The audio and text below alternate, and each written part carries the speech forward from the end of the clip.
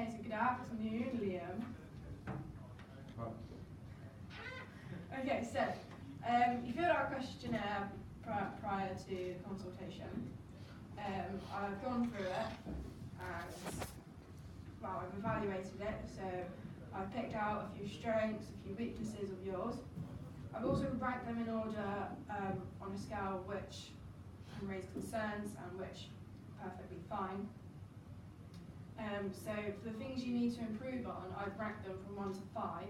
So 5 being a huge concern and you need to make some drastic changes, otherwise you're going to find a lot of health risks and problems as you get older. And then 1 being not much of a concern, so something I've seen and perfectly fine, perfectly normal. Alright. Okay, so I'll start with your weaknesses as they do need to be identified as they can potentially be quite bad for you. Okay, so 1 I've marked at number 5 is how much alcohol you drink per week. So on here, I asked you, do you drink any alcohol? And you put yes, and I said, how many units per week? And you put 30 plus. So what makes you drink so much?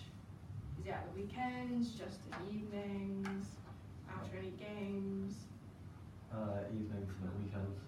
Okay, so pretty much all the time then? Yeah. Okay, so according to National Health, men should drink no more than 21 units per week.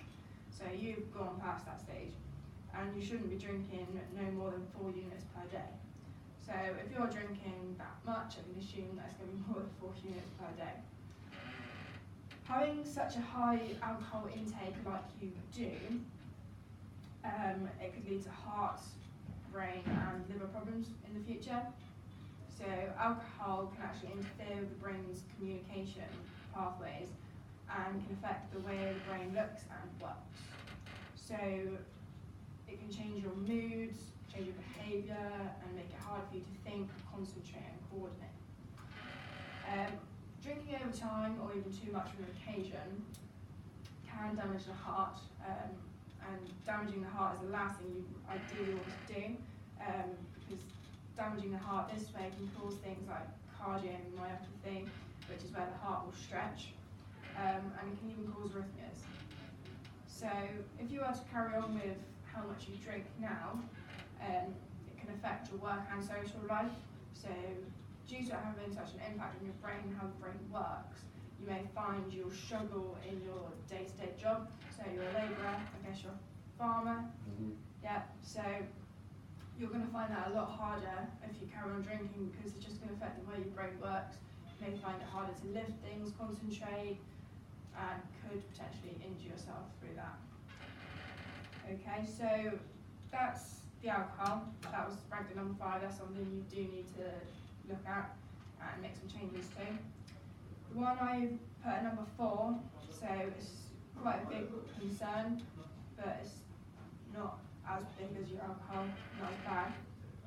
Okay, so you said something you'd like to improve on is your fruit and veg, well, how much fruit and veg you intake per week. And you've rated your nutrition at only a 4. So why would you say that it's at a 4? Like, what do you eat in the evenings, weekends? Have takeaway 5 to 6 times a week. Okay, and why are you buying takeaways 5 to 6 times a week? It's easier because someone's making it for you and you don't have to make it. Okay, so then if you're eating takeaways, I can assume that you eat junk food throughout the day anyway.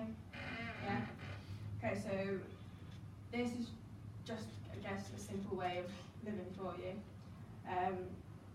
Eating just pure junk food, as you probably do know already, is bad for the body, and it can impact the way you sleep, and it can affect your mood as well. This is just due to you're not taking in the correct vitamins, nutrients, anything like that, alright? So cutting down on the amount of takeaways you have per week will be the first step into taking control of your nutritional needs. So you could, before the week start, plan what you're going to eat in the evenings, so you're going to plan your meals throughout the day as well. Then once you go shopping, you buy all those foods, and then you've got a set meal diary for each day. That will help you not only to improve your health with your eating habits, but also help you save money. So how much how much you spending per night? About £15–20. So yeah, £15–20. You can probably, if you times that by 5, 6, going to be quite a lot. You can probably spend half of that on a weekly food shop on the correct foods. That will help your nutritional needs. Alright. So if you were to continue to eat the way you do, this would cause a lot of stress on the heart, as the fats will build up in the arteries, make the heart work harder and faster, and could potentially lead to you having a heart attack. I guess that's something you don't really want, is it? No. I have looked at your health questionnaire, and it does seem that your eating habits are the main focus on really for improvement, because you're drinking right, you're exercising right, everything like that. But I've also ranked at number 3 is the way you're eating past the point of being full. So you've got food on your plate. Once you're full, you carry on eating, and is that due to wanting just to finish the meal? You don't want to waste any, or you're just eating because you're bored?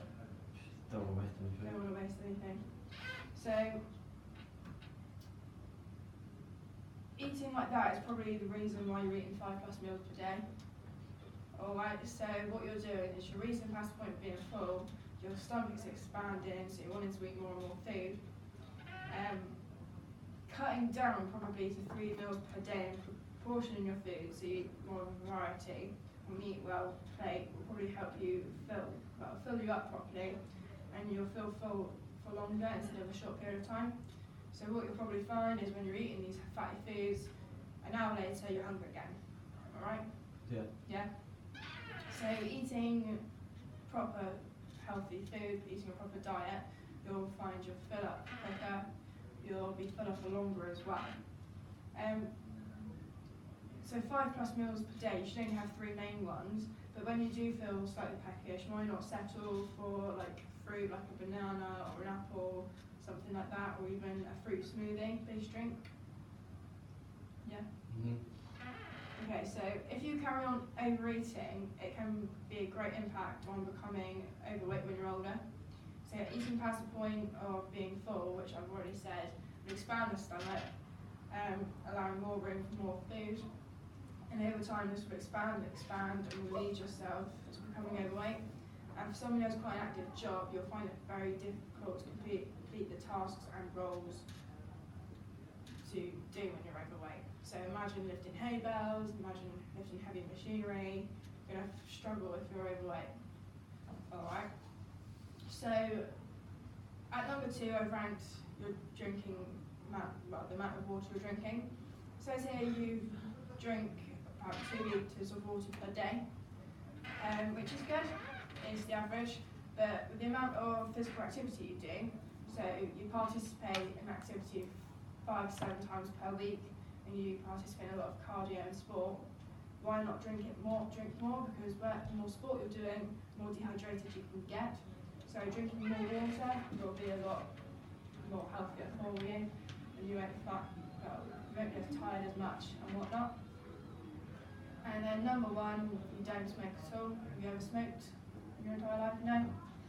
Cool. So that's going to be something that you don't need to improve on at all, because if you're not smoking, you've got anyone in the family that smokes? No? So then you're not inhaling any secondhand smoking, so you should be perfectly fine with that. I mean, you say you sleep 8 hours a night, which is the average for anyone, so that's good. You've been constantly active for 5 years, your present fitness level 9, and you've got quite an active job as well. So besides the eating habits and the drinking habits, you should really, well, you do have quite a lot of strengths anyway, you just need to work on your eating habits and your drinking habits.